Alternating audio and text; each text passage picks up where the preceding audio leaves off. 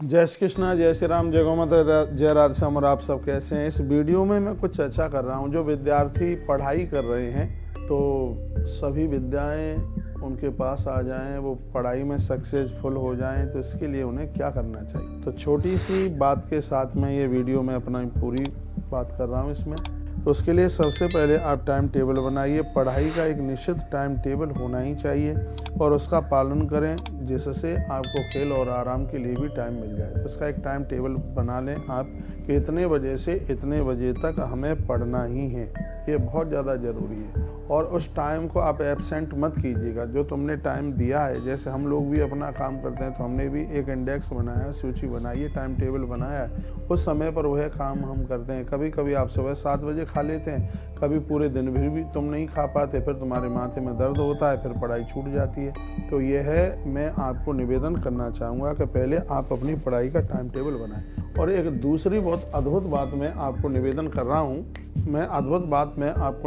रहा हूँ, वो ये है कि हर 40 मिनट के बाद में आप थोड़ा सा अपने माथे को रेस्ट दीजिए, माथे को विराम दीजिए। मेरा किया हुआ अनुभव है, आपका पढ़ाई में बहुत भारी मन लगेगा। ये 40 मिनट के तत्पश्चात थोड़ा सा आप अपने आप को विराम दीजिए, थोड़ा सा आप अपने आप को रेस्ट दीजिए, फिर देखिए कि आपका पढ़ने में कितना मन लगता है और आप अपनी विद्या में पारंगत हो जाएंगे। और एक तीसरा सूत्र भी मैं आपको निवेदन करूंगा जो आपके बहुत काम का है, वो ये है कि आप किसी चीज़ को पढ़ रहे हैं तो आप उसे रटिए मत, उसको समझिए, क्योंकि रटने से काम चलता नहीं है, काम चलता है उसको समझने से। क्योंकि जब आप रटेंगे तो उसमें मेहनत ज़्यादा लगानी पड़ती है और बहुत देर में याद होता है। रटने के लिए तो बहुत देर में वो याद होता है, लेकिन जब उसको आप समझने की कोशिश करेंगे तो उसको याद होने में बिल्कुल भी देरी भी नहीं लगेगी। फिर आप देखिए कि सब चीज़ें आपके पास कितनी जल्दी से आ जाती हैं। आप ये करिए तो सही। अब मैं थोड़ी आपको अध्यात्म भाव बताता हूँ।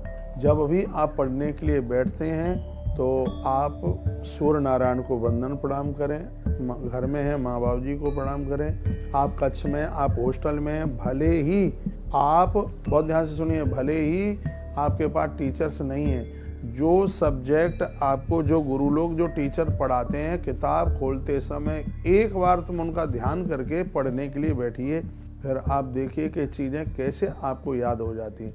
मान लिया जाए कि मैथ आपको केशव गुरु जी पढ़ाते हैं, एक उदाहरण के तौर पर, तो एक बार आंख बंद करके आप उनका ध्यान कर लीजिएगा, वो आपके औरे में उतर करके आ जाएंगे, फिर आप पढ़िएगा और वह आपको बिल्कुल एकदम याद हो जाएगा।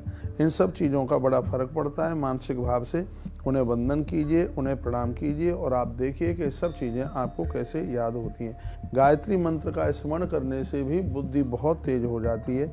हाँ चलो ठीक है, गायत्री मंत्र जपने का सबको अधिकार नहीं है, माला के ऊपर सबको जपने का अधिकार नहीं है, लेकिन गायत्री मंत्र उच्चारण करना अनुष्ठान के लिए ही तो अधिकार नहीं है। गायत्री मंत्र उच्चारण करना, उसका स्मरण करना, यह सबके लिए अधिकार है। बस मुंह स्वच्छ होना चाहिए, नहा धो करके, और फिर आप गायत्री मंत्र को आप मानसिक भाव से उसका आप चिंतन कीजिएगा और ये बहुत ही ज़्यादा काम की चीज़ है। मैं कहूँगा जहाँ आप स्टडी करते हैं वहाँ पर आप मोर पंख रखिए, पढ़ाई की किताबों में भी आप रख सकते हैं, इससे एकाग्रचित्तता बढ़ती है। मोर पंख की इतनी बड़ी महिमा, भगवान श्री कृष्ण कितने विद्वान हैं, वो मोर पंख रखते हैं। इन सब चीज़ों को हमने बहुत आजमा करके देखा। ये मैं इसका एक अध्यात्म भाव बताता हूँ। माथे पर आप कोई चंदन, हल्का टीका वगैरह भी लगा करके आप पढ़ते हैं तो भी आपको पढ़ने में मन लगेगा। इसमें कोई भी किसी भी प्रकार की संशय वाली बात नहीं है। मुख में इलायची डालने से मेधा शक्ति बढ़ती है। मुख में, मैं कहूँगा गुटखा मत खाइए, सुपारी बिल्कुल भी मत खाइए, लेकिन हाँ मुख में आप कभी कभी लवंग डालिए, इलायची डालिए। इलायची मुख में डालने से सुस्ती नहीं आती।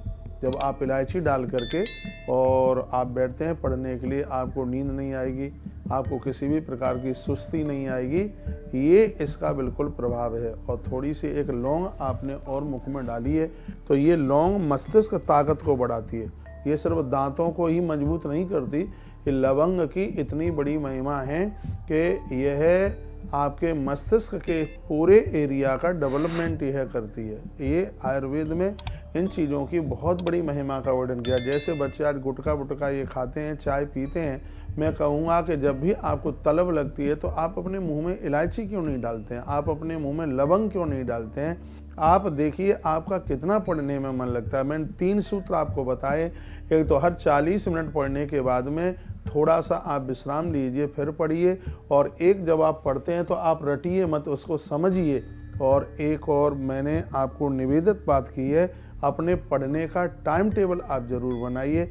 इस तरीके से यदि आप पढ़ते हैं तो देखिए कितना प्रभाव पड़ता है। पढ़ते समय आपका मुख उत्तर की तरफ हो, फिर आप देखिए आपका पढ़ने में कितना मन लगता है। आप पढ़ते समय इन बातों को ध्यान रखिए, बातें छोटी हैं लेकिन प्रभावशाली बहुत हैं। पढ़ते समय आप अपना मुख उत्तर दिशा की तरफ कीजिएगा, फिर आपको कितना याद होता है। उत्तर में भगवान वरुण देवता बैठे हुए हैं, बहुत ज़्यादा प्रभावशाली हैं। और ईशान कोण की तरफ भगवान महादेव, उत्तर और पूर्व के कोने में भगवान महादेव बैठे हुए हैं, जिनकी कृपा से संपूर्ण विद्या चल करके आती है। इस तरीके से यदि आप अपनी पढ़ाई करते हैं तो आप पारंगत होते हैं, सब आपको याद होता है।